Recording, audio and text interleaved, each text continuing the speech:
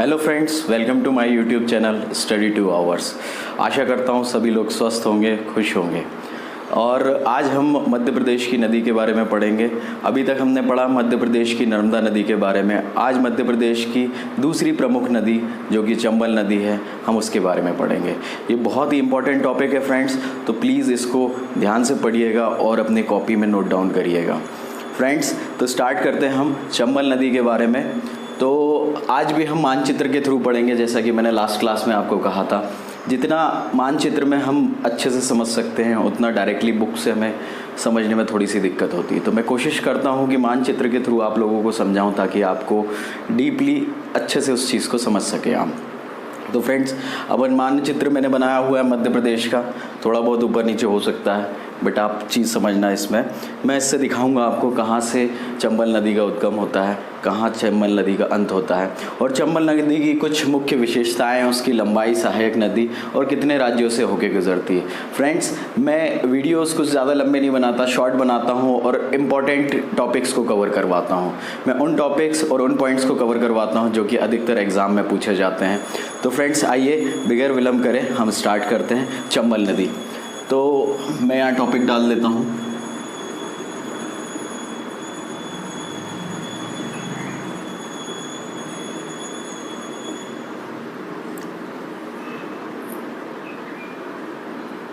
तो फ्रेंड्स, चंबल नदी हम जहाँ से स्टार्ट करें, तो सबसे पहले मैं कुछ पॉइंट बता दूं चंबल नदी के। चंबल नदी का उद्गम हमारा कहाँ से होता है? चंबल नदी का फ्रेंड्स उद्गम होता है इंदौर से। कुछ यहाँ पे है इंदौर। इंदौर में फ्रेंड्स कहाँ पे? तो इंदौर में महू, इंदौर के पास महू है, वहाँ से इसका उद्गम होता है। महू में जाना पाऊ पहाड़ी एक है, जिस पहाड़ी से यह नदी शुरुआत होती है, जहाँ से इसकी।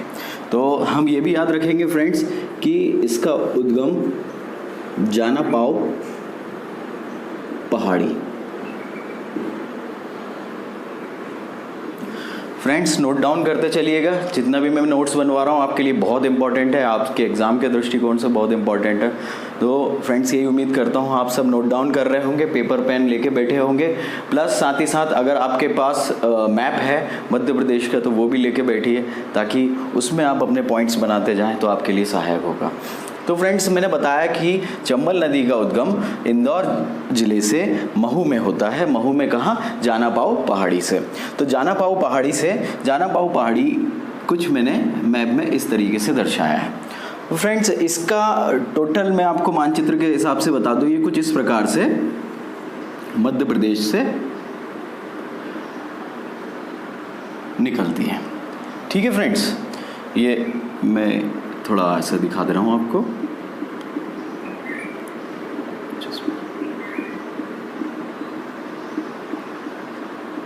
फ्रेंड्स, क्लियर है? आपको समझ में आ रहा है?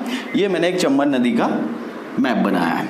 ठीक है, तो हमारा इंदौर से निकल के इसका अंत कहाँ होता है? इसका अंत होता है, ये जो एंड पॉइंट है, मतलब ये अंत नहीं होगा यहाँ पे, यहाँ से हमारी यमुना नदी आ रही है। ठीक है फ्रेंड्स, कौन सी नदी है ये है यमुना नदी। तो फ्रेंड्स, यमुना नदी में जाके हमारी चंबल नदी मिलती है। अच्छा, तो ये चंबल नदी कहाँ पे आके मिलती है? जो मिलती है, जहाँ पे ये पॉइंट बनता है, ये है इटावा। ठीक है फ्रेंड्स, इटावा। इटावा कहाँ पड़ता है हमारा? इटावा पड़ता है उत्तर प्रदेश में। ठीक है, तो अभी हमने पढ़ा इंदौर से चंबल नदी का उद्गम होता है, और यमुना नदी में इटावा में जाके चंबल नदी मिल जाती है। ठीक है फ्रेंड्स, अब हम आगे बढ़ते हैं इसी के साथ साथ। तो कुल इसकी लंबाई मैं आपको बता देता हूँ। जो चंबल नदी की कुल लंबाई है, कुल लंबाई इसकी लगभग 965 किलोमीटर है। 965 फ्रेंड्स, ये सवाल पेपर में अक्सर आ जाता है कि चंबल नदी की कुल लंबाई कितनी है, तो आप वहाँ पे लगा के आएंगे 965 किलोमीटर। ठीक है फ्रेंड्स, तो अब यहीं इसी के साथ साथ हमने उद्गम पढ़ा इसका और अंत पढ़ा और लंबाई पढ़ी।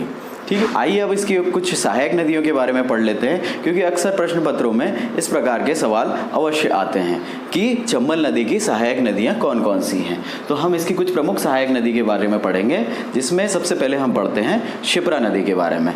ठीक है फ्रेंड्स, तो क्षिप्रा नदी निकलती है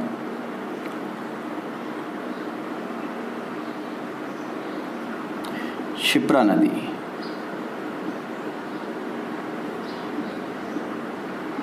क्षिप्रा नदी फ्रेंड्स निकलती है उज्जैनी गांव से।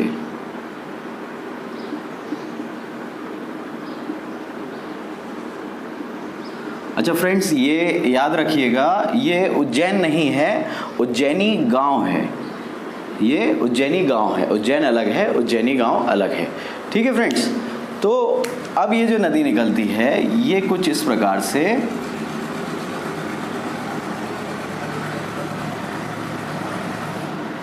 मंदसौर में जाके चंबल नदी से ये मिल जाती है। कहाँ पे मिलती है फ्रेंड्स? ये जो पॉइंट बनाती है क्षिप्रा नदी, ये मंदसौर में जाके चंबल नदी से मिल जाती है। तो फ्रेंड्स, ये एक बहुत ही इंपॉर्टेंट नदी है जो कि चंबल नदी की सहायक नदी है। इसको बिल्कुल आप कंठस्थ कर लें, अच्छे से याद कर लें। ठीक है, और साथ ही साथ नोट डाउन करते जाएं जो मैं बताता जा रहा हूँ आपको। उज्जैनी गांव से क्षिप्रा नदी का उद्गम होता है। क्षिप्रा नदी चंबल नदी में मंदसौर में जाके मिल जाती है। ठीक है फ्रेंड्स, अब इसी के साथ साथ हम कुछ और नदियों के बारे में भी बात करेंगे। जैसे कि कुछ और नदियों में अगर हम बात करें तो दूसरी नदी इसकी आती है जो कि है पार्वती नदी। ठीक है फ्रेंड्स, कौन सी है? पार्वती नदी। पार्वती नदी हमारी कहाँ से निकलती है? पार्वती नदी फ्रेंड्स निकलती है सीहोर जिले से। फ्रेंड्स, थोड़ा छोटा लिख रहा हूँ, शायद आपको क्लियर ना दिखे, बट मैं बोलता भी जा रहा हूँ इसलिए ताकि आपको ये चीज़ और क्लियर होती जाए। तो पार्वती नदी कहाँ से निकलती है? सीहोर से निकलती है। ठीक है फ्रेंड्स, तो इस चीज़ को आप याद करते चले। मैंने दो नदी पढ़ाई है जो सहायक नदी है। ठीक है, आप इसको नोट डाउन कर लीजिए। एक है आपकी क्षिप्रा नदी, ठीक है, क्षिप्रा नदी, और उसके बाद है पार्वती नदी। ठीक है फ्रेंड्स, अब इसके बाद हम बात करेंगे कि पार्वती नदी कहाँ पे जाके मिलती है। तो पार्वती नदी फ्रेंड्स जाके कोटा में जाके चंबल नदी से मिल जाती है। कोटा फ्रेंड्स कहाँ आता है? राजस्थान, याद रखेंगे। कोटा राजस्थान में जाके चंबल नदी से मिल जाती है। अपनी क्षिप्रा नदी कहाँ मिलती है? मंदसौर जिले में मिलती है, और पार्वती नदी मिलती है हमारे कोटा में। अब फ्रेंड्स, साथ ही साथ एक और नदी है जिसके बारे में आपने सुना होगा, वो है काली सिंध नदी। काली सिंध नदी, ठीक है, काली सिंध नदी भी यहाँ पे हमारी है। ठीक है, मैं यहाँ लिख देता हूँ।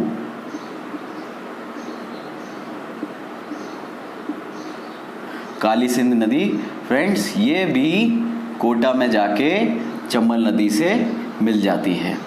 ठीक है फ्रेंड्स, काली सिंध नदी भी कोटा में जाके नर्मदा नदी से मिल जाती है। अच्छा, काली सिंध नदी का उद्गम कहाँ से है? काली सिंध नदी का उद्गम फ्रेंड्स है देवास से। तो इसको हम बिल्कुल याद रखेंगे, नोट डाउन करते जा रहे होंगे। मैं उम्मीद करता हूँ कि फ्रेंड्स इसको अभी मैं थोड़ी देर बाद मिटाऊंगा, तो इसलिए मैं आपसे बोल रहा हूँ कि इसको आप प्लीज़ नोट डाउन करते जाएं, और कोई भी अगर डाउट है तो कमेंट में आप मुझे कमेंट बॉक्स में कमेंट करते जाएं। ठीक है, मैं सबका जवाब आपको दूंगा। ठीक है फ्रेंड्स, तो अभी तक मैंने आपको बताया 3 इसकी सहायक नदियों के बारे में, चंबल की सहायक नदियों के बारे में। एक है क्षिप्रा नदी, दूसरी है पार्वती नदी, तीसरी है काली सिंध नदी। क्षिप्रा नदी उज्जैनी गाँव से निकलती है, पार्वती नदी सीहोर से निकलती है, काली सिंध नदी हमारी देवास से निकलती है। ठीक है, और साथ ही साथ क्षिप्रा नदी मंदसौर में जाके चंबल नदी से मिलती है। ठीक है, मंदसौर में आके मिलती है। पार्वती नदी कोटा में जाके मिलती है जो कि राजस्थान में है, और हमारी काली सिंध नदी जो देवास से उद्गम है वो भी कोटा में जाके चंबल नदी से मिल जाती है। इसमें 2 नदियां और आप जोड़ लेना। ठीक है, सिंध और बेतवा। काली सिंध तो है ही, सिंध और बेतवा नदी भी आप जोड़ लेना, ये भी इसकी सहायक नदी है। ठीक है,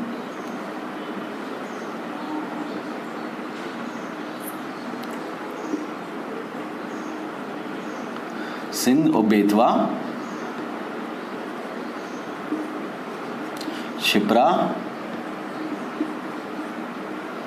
पार्वती, यही लिख देता हूं फ्रेंड्स, ठीक है,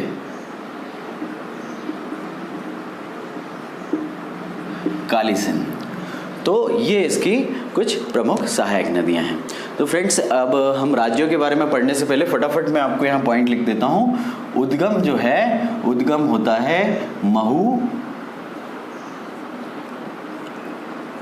जानापाव, इंदौर। फ्रेंड्स ये पूरा याद रखेंगे, प्रश्न पत्र में कुछ भी पूछा जा सकता है, जिला भी पूछा जा सकता है, संभाग भी पूछा जा सकता है, या पहाड़ी का नाम भी पूछा जा सकता है। तो हमें पूरा याद रखना है, इंदौर, महू और जानापाव। अच्छा, इसके अंत के बारे में भी मैंने अभी आपको बताया, अंत मैंने आपको बताया इसका होता है इटावा में। इटावा में फ्रेंड्स कहाँ पे, यमुना में जाके ये चंबल नदी मिल जाती है। आफ्टर दैट मैंने इसकी लंबाई बताई आपको, वो है 965 किलोमीटर। 965 किलोमीटर। फ्रेंड्स इसको अच्छे से याद कर लेंगे। कई बार प्रश्न पत्र में ये सवाल आया है, अक्सर आया है ये सवाल, जो कि है चंबल नदी की कुल लंबाई कितनी है। तो चंबल नदी की कुल लंबाई हम बताएंगे 965 किलोमीटर। ठीक है फ्रेंड्स, अब हम राज्यों की बात कर लेते हैं। ठीक है फ्रेंड्स, इसको बड़ा ध्यान से सुनिएगा आप, क्योंकि इसमें एक पॉइंट है जो मैं आपको बताना चाहूँगा कि चंबल नदी मध्य प्रदेश में 2 बार आके मिलती है। ठीक है, यहाँ से निकलती है, फिर ये गुजरती है कहाँ से, राजस्थान से यूपी जाती है, मगर ये 2 जगह पे हमारे मध्य प्रदेश से गुजरती है। ठीक है फ्रेंड्स, इस चीज़ को बहुत अच्छे से याद करेंगे।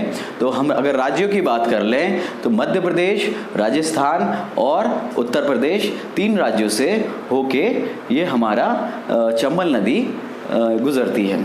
ठीक है फ्रेंड्स, अब हम बात करते हैं, लिख देता हूं मैं फ्रेंड्स। ठीक है, मध्य प्रदेश,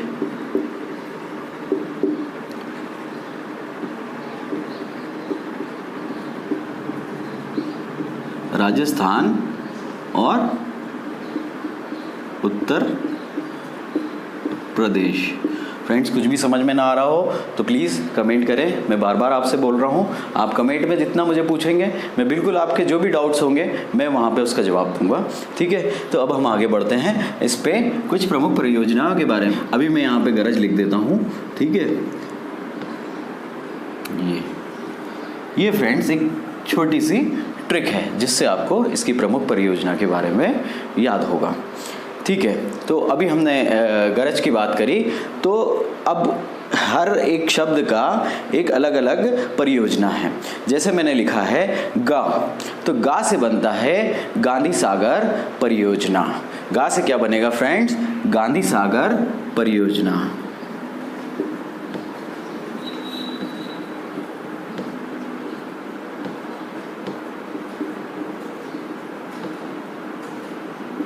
ठीक है फ्रेंड्स, गा से हमारा बना गांधी सागर परियोजना।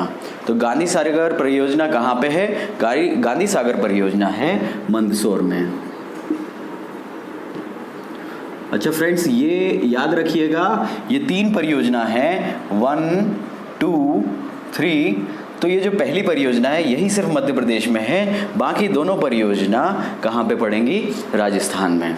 हमारे मध्य प्रदेश में इसमें जो सबसे महत्वपूर्ण परियोजना है गांधी सागर परियोजना, वो पड़ेगी मध्य प्रदेश में।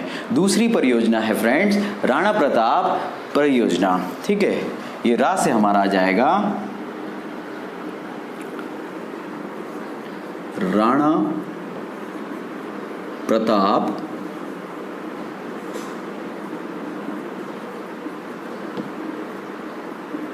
परियोजना। तो फ्रेंड्स अभी गांधी सागर पढ़ा, दूसरी परियोजना रा से जो आएगी राणा प्रताप परियोजना। ठीक है फ्रेंड्स, ये कहाँ पड़ता है, ये राजस्थान के चित्तौड़गढ़ में पड़ता है। तो हम यहाँ लिख देंगे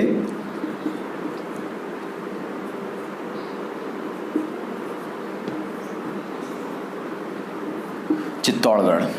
ठीक है फ्रेंड्स, तो 2 परियोजनाएं हो गई, पहली गांधी सागर परियोजना, दूसरी राणा प्रताप परियोजना जो कि चित्तौड़गढ़ में है, राजस्थान में है। यहाँ लिख देता हूं मैं राजस्थान।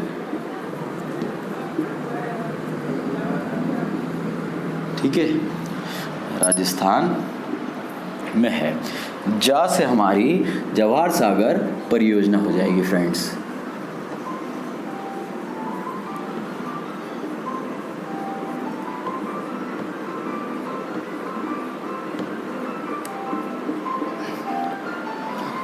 तो फ्रेंड्स मैंने आपको बताई तीसरी परियोजना जवाहर सागर परियोजना, जो कि है राजस्थान के कोटा में।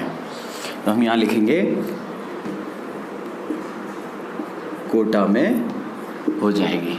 ये भी हमारी राजस्थान में हो जाएगी फ्रेंड्स। ठीक है, ये 3 परियोजना को बहुत ही अच्छे से आप याद कर लें, अधिकतर सवाल आते हैं इसके। ठीक है, तो हमने 3 परियोजना पढ़ी, गा रा ज। गा से गांधी सागर परियोजना, रा से राणा प्रताप परियोजना और जा से जवाहर सागर परियोजना। ठीक है फ्रेंड्स, आशा करता हूँ इतना आपको समझ में आ गया होगा। ठीक है, अब थोड़ा सा मैं इसको रफ कर लेता हूँ।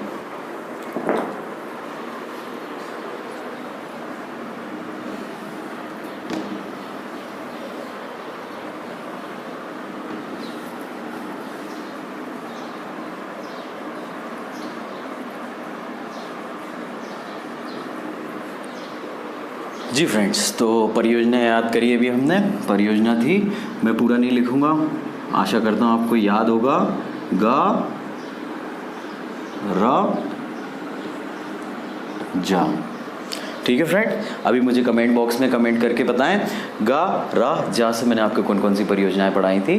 ठीक है, इससे आपको भी याद होगा और मुझे भी लगेगा कि आप लोग इंटरेस्ट आ रहा है आप लोगों को पढ़ने में और आप लोगों को समझ में आ रहा है। तो प्लीज़ कमेंट करके इसमें आप मुझे इसके बारे में डिटेल और बताएं। हो सकता है मैंने इसमें और कम डिटेल दी हो, आपको और अच्छे से पता हो तो और अच्छी डिटेल बताएं। और मैं भी डिटेल वाला वीडियो बनाऊँगा, मगर मैं शॉर्ट में वीडियो बनाना चाह रहा हूँ ताकि आपका कम समय पर ज़्यादा से ज़्यादा कोर्स कवर हो और इम्पॉर्टेंट हो, एग्ज़ाम के दृष्टिकोण से हो और संपूर्ण पूरा सिलेबस आपका कंप्लीट हो। ठीक है फ्रेंड्स, तो हमने अभी पढ़ा गरज, ठीक है, गरज परियोजना। साथ ही साथ अब हम जलप्रपात पढ़ लेते हैं। इसका एक बहुत ही प्रचलित जलप्रपात है जो है चूलिया जलप्रपात।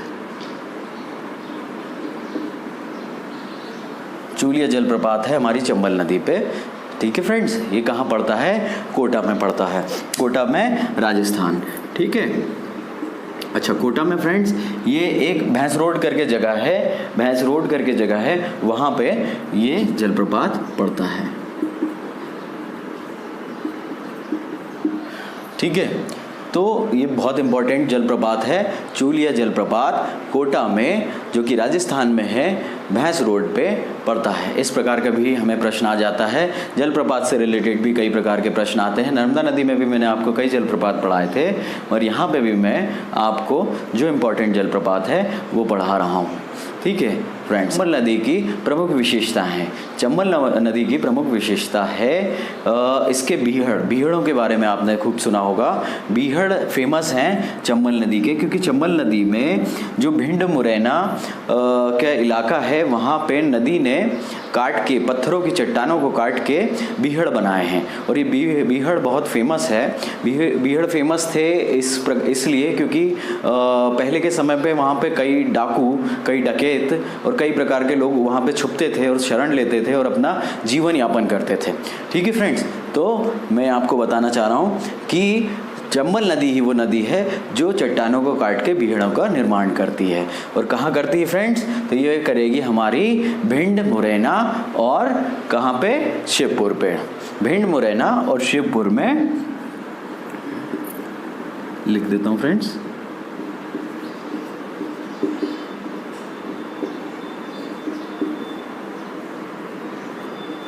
भिंड मुरैना और शिवपुर में बीहड़ का